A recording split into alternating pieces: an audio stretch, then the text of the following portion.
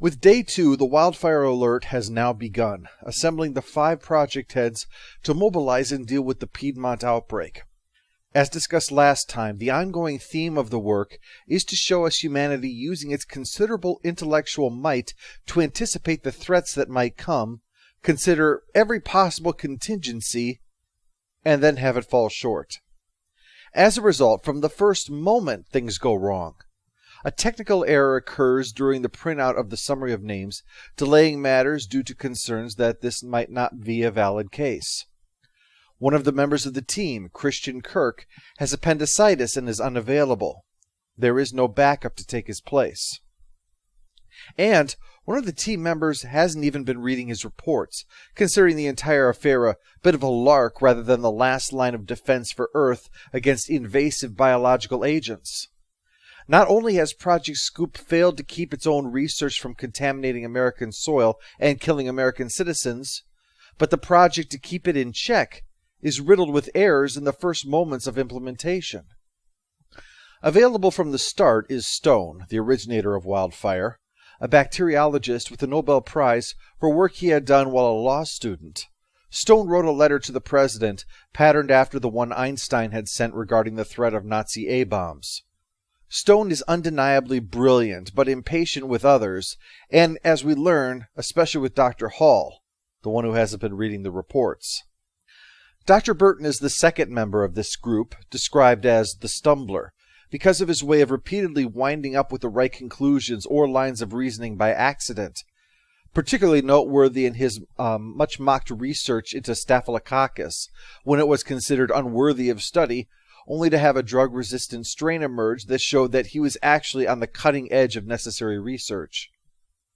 Dr. Levitt, the aging microbiologist, used to travel the world researching and treating all manner of unusual diseases and parasites, where he caught all kinds of diseases in the process, until he was forced to eventually retire because of that.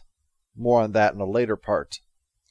It's Dr. Levitt who brought in Hall, a surgeon. In fact, today Levitt is present to actually bring Hall to the facility in order to answer the Wildfire Alert. Hall isn't particularly remarkable otherwise.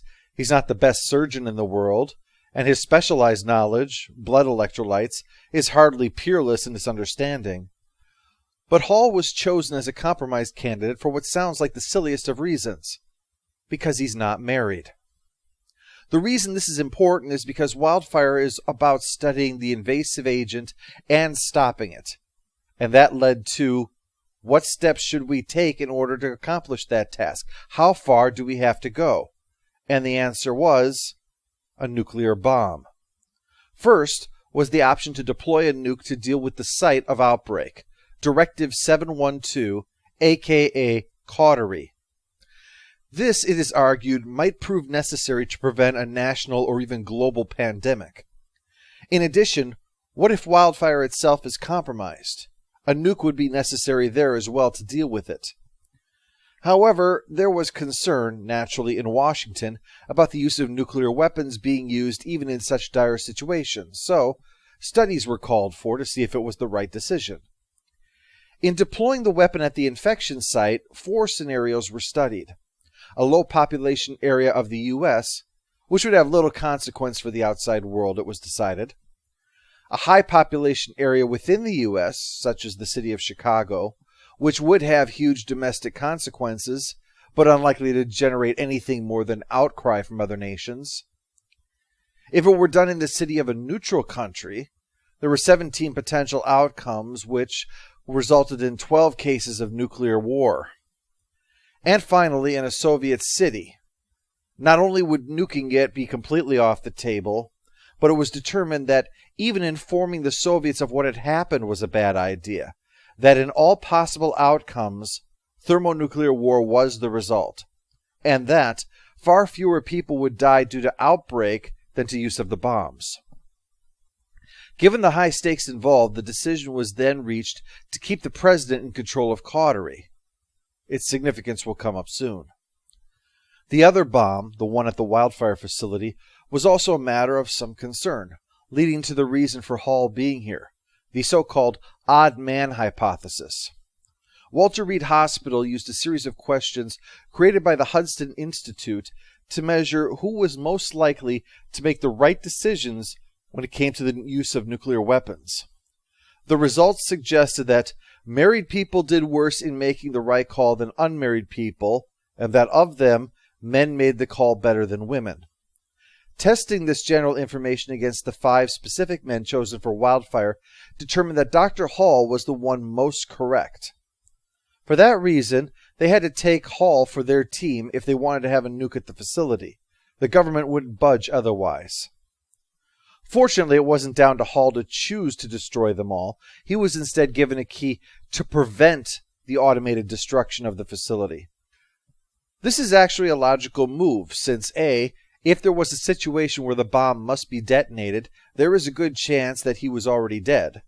And B, however easy it is to say that it's the right decision, it's a lot more difficult to ask someone to deliberately blow themselves up. While Levitt and Hall are being transported to the facility, Stone and Burton have gone to Piedmont to begin the investigation into what happened. Fortunately, no cases have been found outside of the town, and the wind is 0, so there's been no spread. They use Thorazine gas to kill the buzzards which are in the area to ensure that they don't spread the contagion, but the wounds left behind reveal something startling. The torn open flesh doesn't bleed. A search of the area reveals a lot of the people dead outside, of something seemingly instantaneous, and not painful like a coronary. It's like they just fell over in the middle of whatever they were doing, as if their switch was just flipped off. The clutching of their chest is the only sign that anything was wrong at the time. What we have in this section is a detective story. Stone and Burton have arrived to look over this enormous crime scene and to hunt for clues to try to reconstruct what happened. This intersection between science fiction and mystery provides an effective way to engage reader interest. This is something fantastical, so we don't know what it is, but it's happening in small-town America, so we have a template against which to measure it. Clues begin to unravel as they find the scoop satellite in the town doctor's office, pried open with a screwdriver and a chisel. The doctor is dead in his chair. When they examine him, though, there is no bruising of the buttocks, as would be expected from blood pooling after death. Instead, they discover that the entire supply of blood has coagulated. So, they know what it does, right? Well, not exactly, because they find people who didn't have that happen. These people are dead, but because they've committed suicide, and often in very bizarre ways, including someone who somehow was capable of drowning themselves through sheer force of will. They held their own head underwater and resisted every instinctive urge to pull it out again. One man leaves a recording, a bunch of nonsense about World War I, which could have been put down to dementia if we hadn't seen some of the other things that have been going on in this place. But finally they find 2 survivors, a screaming baby and an old man who's convinced that they're not human, before vomiting blood and collapsing. During this, Stone has had small things pop up, again like a mystery, clues that don't mean anything at the moment, but hint at a larger later meaning. Things like, remember the birds, and remember the flies. As for Levitt and Hall, they allow us to see the lengths that are gone to in order to keep Wildfire a secret. A working USDA research facility established in the desert as a cover story. It's on the end of an old beat-up road, specifically constructed to look like an old beat-up road because that draws a lot less attention than tracks in the middle of nowhere. Code words are needed to get past the upper-level researcher/guard. They need to travel past vicious guard dogs, who don't have vocal cords, thus the dogs can inflict horrible bites without making a sound. And then there's the fingerprint reader, palm print analyzer, foreign object detector, all past a room that looks like a regular old storeroom. Wildfire is so secret that, when Hall asks if they mean all of the stuff in the file folder about unauthorized reading leading to fines and imprisonment, Levitt says, "Oh no. No, you just disappear." Every level of the facility shows further and further attempts at control by thoroughly sterilizing them. Steam room and chemical shower, followed by a total immersion pool, drying, then more showers, a complete physical and medical questionnaire, followed by 4 more baths, 3 sequences of infrared and ultraviolet exposure, 2 ultrasonics, an ultraflash for the skin, another shower, and then another physical that also includes collecting fluids and samples. And they're not even finished yet. It's time to rest before beginning on the next round the following day. All to maximize control of the situation. And yet, Stone sends word that Piedmont needs cautery. The infection is airborne, and when the wind picks up, it can spread to any number of major population centers. Except, even in this situation, when all of the studies say that dropping a nuke is the best choice, that the fallout, both literal as well as political, will be negligible, that the on-site expert says that this is necessary, the president still doesn't order the Directive 712, instead quarantining the area with the National Guard. Maybe, like with the odd man hypothesis, it's all easier as a theoretical than to actually ask that the destruct button be pushed, that emotions can't be kept out of such a decision no matter how much logic might suggest otherwise.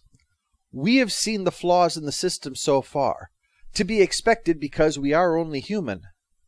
But this reminds us that it's not just that we might make mistakes due to oversights, miscalculations, the unforeseen, but also because there are some things that are just hard for us to do, that we cannot assume that warm-blooded humans will also act with cold logic.